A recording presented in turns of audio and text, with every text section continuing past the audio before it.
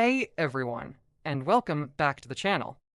Do you ever find yourself making a decision, feeling pretty good about it, and then 5 minutes later, your brain goes into overdrive? You start questioning everything. Was that the right thing to say? Should I have chosen the other option? What if I messed up? Suddenly, you're trapped in this endless loop of second guessing, and your confidence just plummets. If this sounds familiar, you're not alone. This is the cycle of self-doubt, and it's something millions of us struggle with. It's like having a little critic living in your head, constantly pointing out potential flaws and what-ifs. But here's the good news, you can break free. Today, we're going to dive deep into why this happens, and more importantly, share some powerful, practical strategies to help you stop second-guessing, reclaim your confidence, and start trusting yourself completely. It's time to quiet that inner critic and step into your own power. So, what's really going on when we fall into this trap? At its core, self-doubt is often a protective mechanism gone haywire. Our brains are wired to look for potential threats to keep us safe. But when this instinct gets overactive, it starts seeing threats where there are none, like in our everyday decisions. This can be fueled by past experiences, maybe a time when a decision didn't turn out well, or perhaps from societal pressure to always be perfect. The fear of making the wrong choice, the fear of judgment, or the fear of failure can be paralyzing. It creates what psychologists call a cognitive loop. You make a decision, feel anxiety, start doubting, which creates more anxiety, and the cycle continues. It's exhausting. Understanding this isn't about making excuses. It's about recognizing the pattern. Once you can see the trap, you can start to dismantle it, piece by piece. One of the most effective ways to build confidence in your decisions is to start embracing risk. I know that sounds scary, right? But I'm not talking about quitting your job to become a trapeze artist tomorrow. I'm talking about small, calculated risks. The goal is to prove to yourself that you can handle uncertainty. For example, next time you're at a restaurant, challenge yourself to order something new without overthinking it. Instead of spending 10 minutes agonizing over the menu, just pick the first thing that sounds interesting. Or maybe at work, you could volunteer to lead a small part of a meeting. The outcome doesn't have to be perfect. The point is to take the leap and see that you survive, and often, you'll find you do just fine. Each small risk you take is like a deposit in your self-trust bank account. It teaches your brain that you are capable and resilient, making bigger decisions feel less daunting over time. Now, let's talk about that voice in your head, your inner critic. We all have one.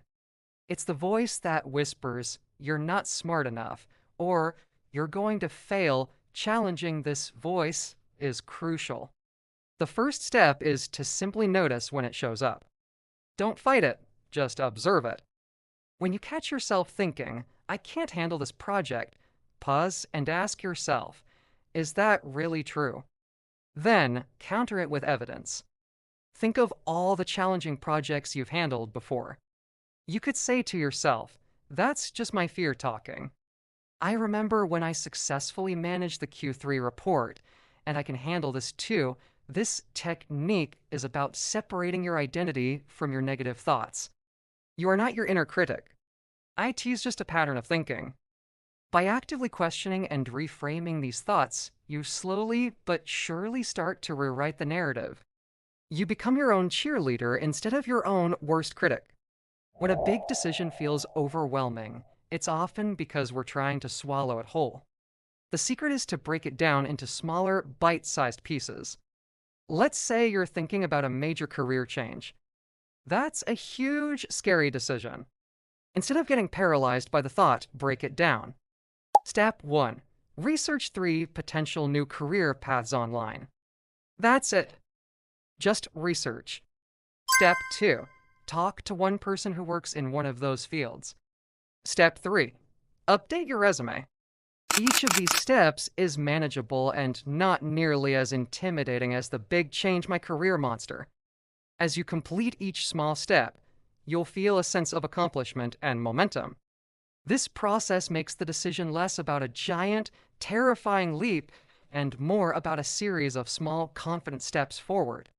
It puts you back in control and demystifies the entire process, building your confidence along the way. One of the biggest drivers of self-doubt is the fear of failure. We're so afraid of getting it wrong that we often don't even try. But what if we changed how we look at failure? What if, instead of seeing it as an endpoint, we saw it as valuable feedback? Every successful person on this planet has a long list of failures behind them. They just didn't let those failures define them. They learned from them. Think about it like a scientist running an experiment. If an experiment fails, the scientist doesn't quit science. They analyze the data, figure out what went wrong, and design a better experiment. We need to adopt that same mindset. So you tried a new recipe and it was a disaster? Great. Now you know that 3 cups of salt is probably too much. You learned something. By reframing failure as feedback, you take away its power. It's no longer a verdict on your worth, but simply a clue on the path to success. Parallel to challenging your inner critic is the practice of actively using positive affirmations. This might sound a bit cheesy to some, but the science behind it is solid. Our brains have a negativity bias, meaning we naturally pay more attention to bad news. Affirmations help to consciously counteract this. But here's the key: they have to be believable to you. If you're feeling deeply insecure, telling yourself, "I am the most confident person in the world," might feel like a lie. Instead, try something more grounded, like, "I am capable of making good decisions," or "I am learning to trust myself more every day." Write these down. Say them out loud in the morning while looking in the mirror. When you catch a negative thought, replace it with one of your chosen affirmations. It feels strange at first, but with repetition, you are literally carving new neural pathways in your brain, making positive self-talk your new default setting. Finally, and this might be the most important tip of all, you have to take action, even when you feel uncomfortable. Confidence isn't something you wait for. It's something you build through action. It's the result of doing, not thinking. You can read all the books and watch all the videos on building confidence, but nothing changes until you step into the arena. Remember that feeling of discomfort is not a stop sign. It's a sign that you are growing. You're pushing the boundaries of your comfort zone. The next time you feel that hesitation, that fear, that what if voice creeping in, acknowledge it, and then take one small step forward anyway. Send that email. Make that phone call. Sign up for that class. Every time you act despite the fear, you send a powerful message to your brain. I am in charge here. Not my fear. This is how you build unshakable self-trust. You prove to yourself through your own actions that you can count on you. If you're struggling with severe self-doubt or anxiety that's impacting your daily life, please consider reaching out to a mental health professional. Talking to a therapist can provide you with personalized tools and support. You can find resources through organizations like the National Alliance on Mental Illness or by searching for mental health services in your area. Remember, seeking help is a sign of incredible strength. Thank you so much for spending this time with me today. I hope these strategies give you a clear path to building the self-trust you deserve. If you found this video helpful, please give it a thumbs up and hit that subscribe button for more content on living a more confident and fulfilling life. Drop a comment below and share which tip you're going to try first. Let's support each other on this journey. Thanks for watching, and I'll see you in the next one.